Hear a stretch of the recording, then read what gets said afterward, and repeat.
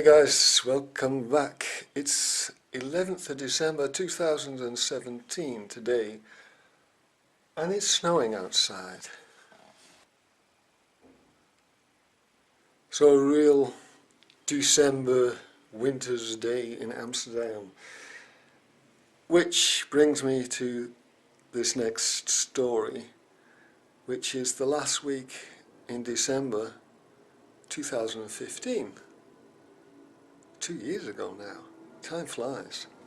So I had a series of interesting dreams in that last week of December 2015. Every one of them was too short to devote a whole video to, but too important for me to leave out. So I'm just going to review them, share them as one video, see what you think. And the first one, Christmas Eve. In the middle of the night, I had another OBE related dream, and it was very short. It just involved a group of people. We were practicing out-of-body techniques together. I don't know which ones anymore. Well, one of them had something to do with a sort of incantation around a street lamp. And it was dark out, so we went outside and we gathered around this lamp. I think we might have held hands, but we chanted together. Can't remember what we chanted, but nothing came of it, and I woke up anyway out of it. Another dream that same night also involved consciousness and awareness. It was part of what I remember. The only part I remember was part of a longer storyline that is it's gone now, I don't know. But there was something to do with a consciousness leaving the body. And I could actually see this happening.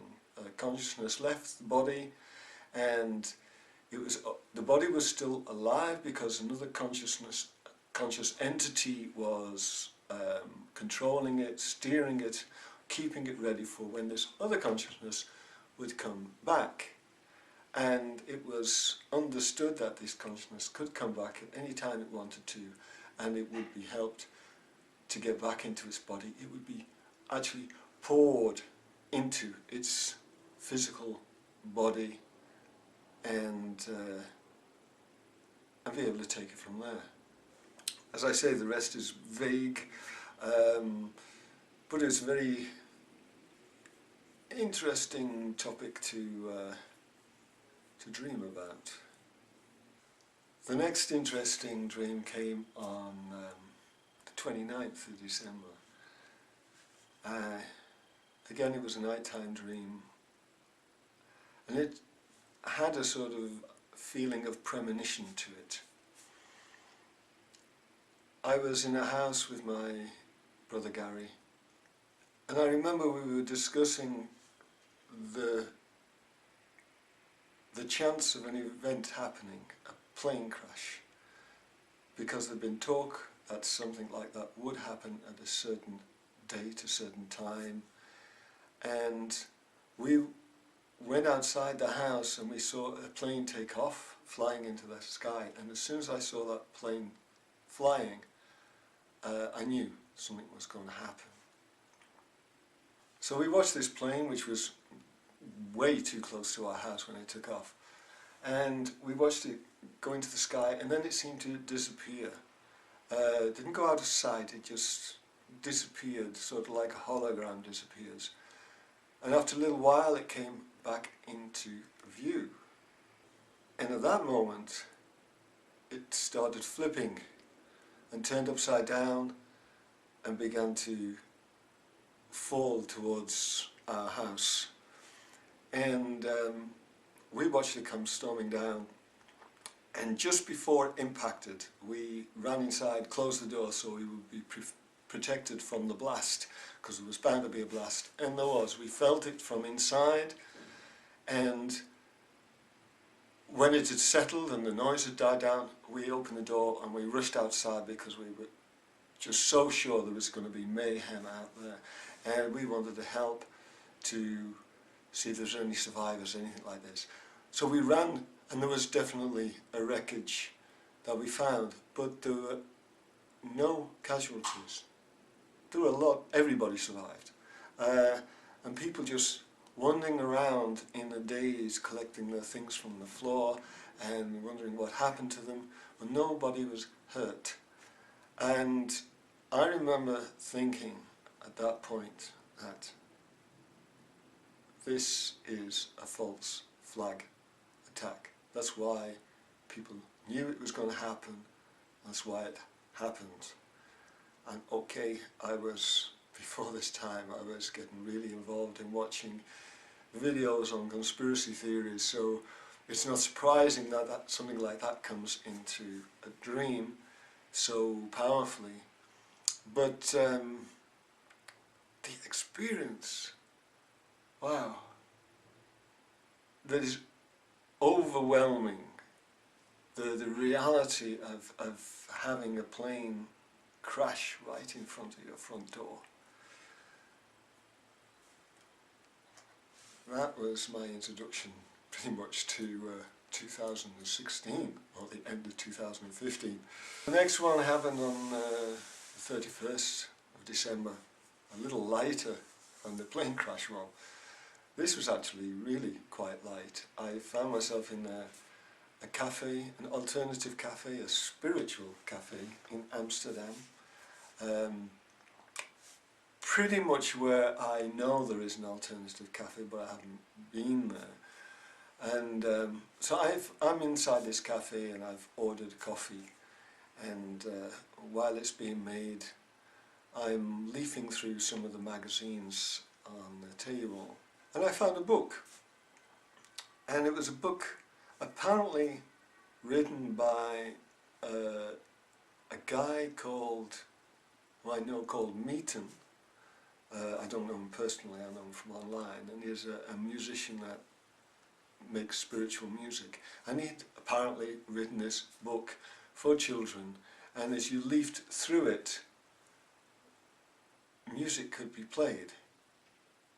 As if the turning of the pages made the music play. Nursery rhymes on every different page, or quotes, or mantras, or something that as you turned the page, that mantra would play with full music. It was a really spectacular little book. And then a guy came up to me and saw me looking through this book and told me about another book I should look at, although it wasn't there in the cafe.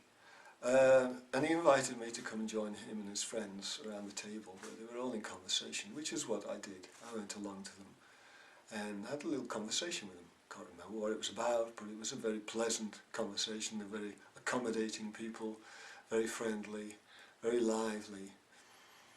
And then my coffee came and I had to go and pay, so I went to the bar, left the group, went and bought my coffee, and it was really hot coffee. It was too hot to drink, so I had to put it down and let it cool off a little bit, which is what I did, and went back to leaf through the books and the magazines. And I was talking to the owner as well. I noticed that the terrace, or the terrace of the cafe was set up almost like on a beach. There was sand there and everything, and it had a beach style about it. It was a beautiful summer's day. It was strange for the last day of December to dream about that, but this group that I was talking to had left and gone down, sat on the table outside in the sun. And I was talking to the owner about how really pleasant it is in this cafe, and I should come more often, how beautiful this terrace was. And she took me back to the table and showed me through another book she had, and this was a book of photographs of the cafe before it was done up the way it is now done up. Sort of a renovation project of the cafe. Old photographs of her and her husband when they were a lot younger, and photographs of the building in different states of repair. And I remember looking at this book and looking at the photographs and comparing the old photographs of her to how she looks now. And one of the photographs seemed to move. It seemed more like a short video, or if you've ever seen the Harry Potter films, they have newspapers there, and the pictures on the newspaper, they move about. It was that sort of effect. And I bladdered a little more through this book, and then tried to find that moving picture again. And I couldn't find it. So I closed the book. I thought, I'll go out onto the terrace and go and talk to this group again. And I picked my coffee up, and it cooled down a little bit, enough to drink. And it was really nice coffee, and I could drink it, taste it, everything. And I was just about to head out to the terrace, to the garden, to the sand, to the sun, to my new friends, before I woke up. It's always a shame when you wake up from such good experiences, but that's the way consciousness works. And usually at the wrong moment, and sometimes just at the right moment. I think I mentioned it in another video. My first experience of control of dreams was when I was a child, and taught myself to wake myself up out of uncomfortable situations. In those days it was usually nightmare situations. Nowadays I can still do it, and it's usually in frustration situations. When I'm tired of a dream, tired of a situation going on too long, or tired of a problem that I don't want to solve, realise I'm wasting my time.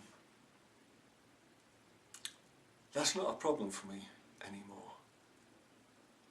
Now I've just got to learn to do it the other way around, to extend the dreams, the good experiences, especially the lucid dreams and the out-of-body experiences, extend them long enough to get more out of them, because they usually end just at the wrong moment.